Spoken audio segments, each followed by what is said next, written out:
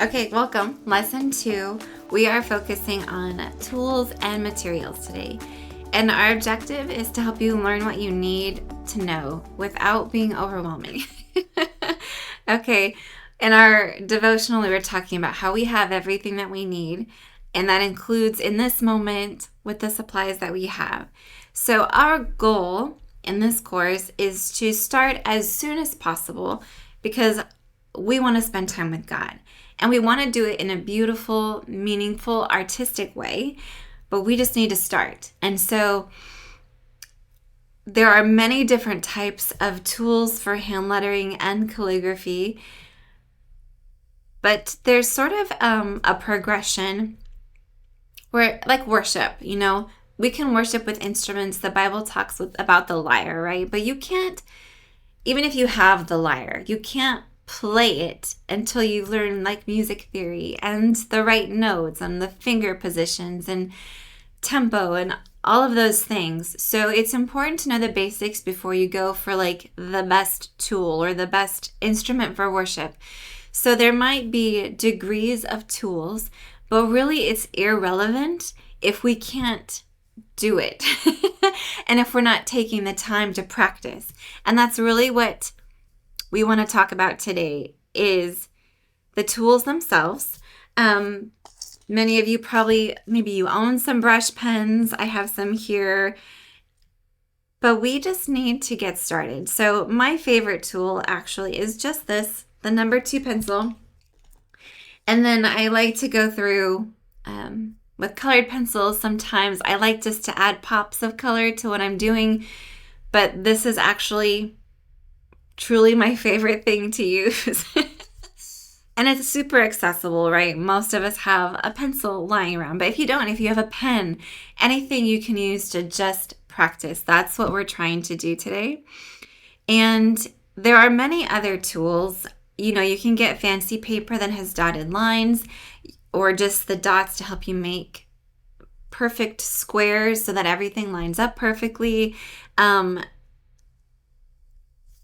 And those tools, they are great, especially if you are doing something like a very specific type of gift for somebody or you need something to be immensely precise. Part of the reason I steered away from calligraphy was because it sort of became like math for me. And for the people who do calligraphy, it is beautiful, and I don't want to take away from that at all. For me, though, it became very formulaic. You have to learn how to use the nibs and the ink itself, and to make sure that you are at the correct angle and the proper positioning, when really I just want to sit down with my prayer journal and write a beautiful note or a beautiful piece of scripture and have it be meaningful to me. And so learning the extras that go along with that was actually taking away from the time that I was spending, because I just want to get into the word and I just want it to be pretty. So if your goal is to become very precise, then definitely start here and continue on that path. And some people are very mechanically minded and can pick that up really quickly and enjoy spending the time in those kinds of details, where for me, I don't. So I like to be fluid. I like to change my mind about what I'm doing. I need to be able to erase. I want things to look different sometimes. And so a specific calligraphy pen and even brush pens, I feel very limited in what shapes I can create. So there's just learning curves with everything, every type of tool. And that's totally fine. If you have an aptitude towards one of those tools, then you should definitely pursue that. So I'm not trying to deter you from that. But if you don't know where to start and you've never done this, then just pick up a pencil, because I can guarantee you I can teach you how to build beautiful letters with just this, and I love it.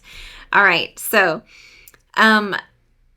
your homework today, you'll see on the screen here is a picture of the PDF you can download, and you are truly just practicing repetitive strokes. If you want to use a pencil, here's where we're going to get into some things later. You cannot obviously make a very thick line with a pencil. We're going to practice building that in the next lesson. But for now, grab a pencil and grab a brush pen if you have one, or just grab a colored pencil or a crayon or a Crayola marker and just practice making these different strokes and test to see what you like, what your vibe is with each different type of tool. And you might find that you actually prefer one over the other, and one inspires your creativity and makes you feel joyful, and others might feel frustrating. So your goal is to just practice using the tools, and then honestly to just practice making these different types of strokes as often as you can. I'm going to do a close-up here real quick of what we are talking about. All right, I'm going to show you using a couple different tools here how we're using these strokes to help us practice. Now there's some basic techniques that I can share with you. It's recommended that when you are doing hand lettering, probably even cursive, that you've got both feet on the floor, that you feel planted, that you've got your paper at the correct angle, and your breathing can help you practice making these strokes. So you just want to time your breathing with your strokes. So if you take a breath and then exhale, take a breath, exhale.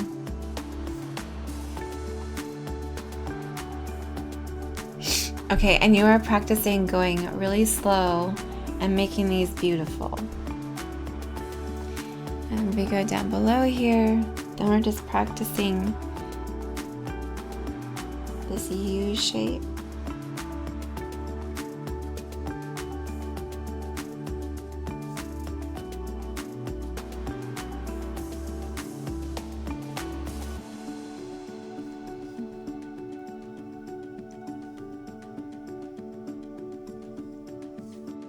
So mine got kind of bigger as I went along.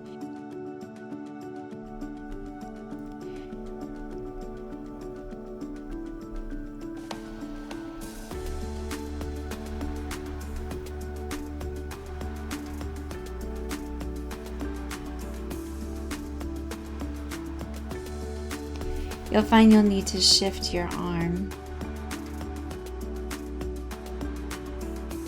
as you're going along.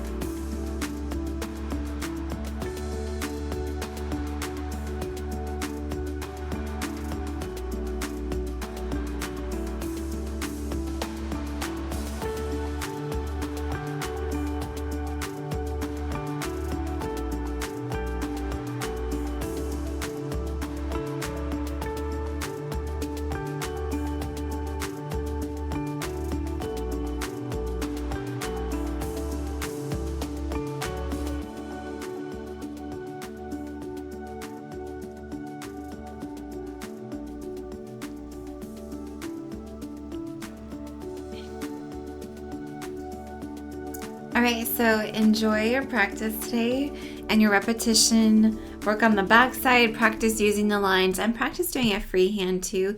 We can train our eyes to see how things are balancing out the more we practice doing it. And so you can also create lines on the paper for yourself if you would like. Just take time to enjoy the process, and I will talk to you soon.